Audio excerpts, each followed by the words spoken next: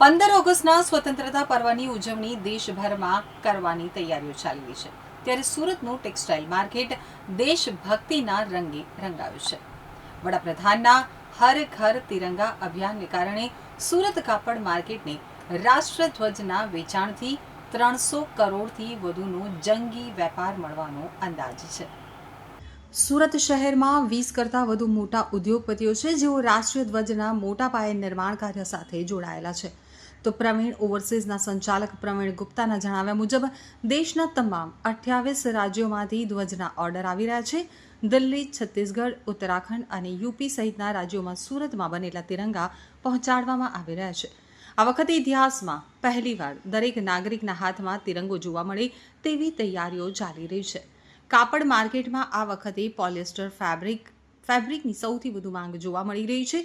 સુરતમાં નિર્માણ પામતા આ તમામ ધ્વજ 100% મેડ ઇન ઇન્ડિયા છે. ધ્વજ માટે વપરાતું કાપડ, દોરો અને પ્રિન્ટિંગ સહિતની તમામ પ્રક્રિયાઓ સ્થાનિક સ્તરે જ થાય છે. ગ્રાહકો પણ આ વખતે કોઈપણ ગુણવત્તા વગરનો ધ્વજ લેવાને બદલે સાફ, સુથરો અને શ્રેષ્ઠ ગુણવત્તાવાળો તિરંગો ખરીદવા આગ્રહ રાખી રહ્યા છે, કારણ કે રાષ્ટ્રધ્વજ આપણું ગૌરવ અને સન્માન છે. તો સુરતની ફેક્ટરીઓમાં અલગ અલગ સાઇઝમાં રાષ્ટ્રધ્વજ તૈયાર કરવામાં આવી રહ્યા છે. બજારમાં 5 ઇંચ બાય 8 ઇંચના ટેબલ ફ્લેગથી લઈ અને 20 ઇંચ બાય 30 ઇંચના સ્ટાન્ડર્ડ સાઇઝના ધ્વજ પ્રોડ્યુસ થઈ રહ્યા છે. આ ઉપરાંત 4 ફીટ બાય 6 ફીટ અને પોલ્સ પર લહેરાવવા માટે 20 ફીટ બાય 30 ફીટના વિશાળ ધ્વજ પણ બનાવવામાં આવે છે. મોટા કદના એક ધ્વજની કિંમત 15,000 થી 16,000 સુધીની હોય છે, જ્યારે નાના ધ્વજ 11 થી 12 રૂપિયાની કિંમતમાં ઉપલબ્ધ થાય છે. मेरा नाम प्रवीण गुप्ता है। मेरी कंपनी का नाम प्रवीण ओवरसीज सूरत गुजरात में है।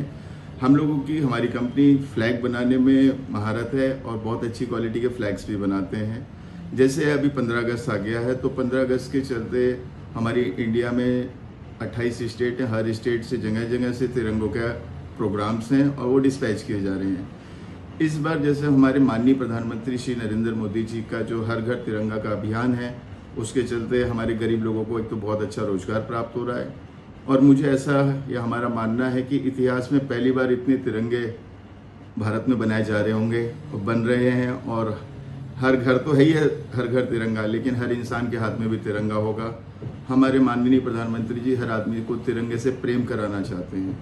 जिस दिन हमारा भारतीय इस तिरंगे से प्रेम कर लेगा, उसका काम डबल हो जाएगा. क्यों? मैं काम किसके लिए कर रहा हूँ? मेरे देश के लिए कर रहा हूँ. ये भावना हर भारत के नागरिक के अंदर होनी चाहिए. और हमारे आने वाले जो बच्चे हैं, उनको भी हमारे को, चाहे वो नर्सरी का छोटा सा बच्चा है, उसको बचपन से जिस हमारे तिरंगे से प्रेम करा दिया जाए. तो जय भारत, जय हिंद.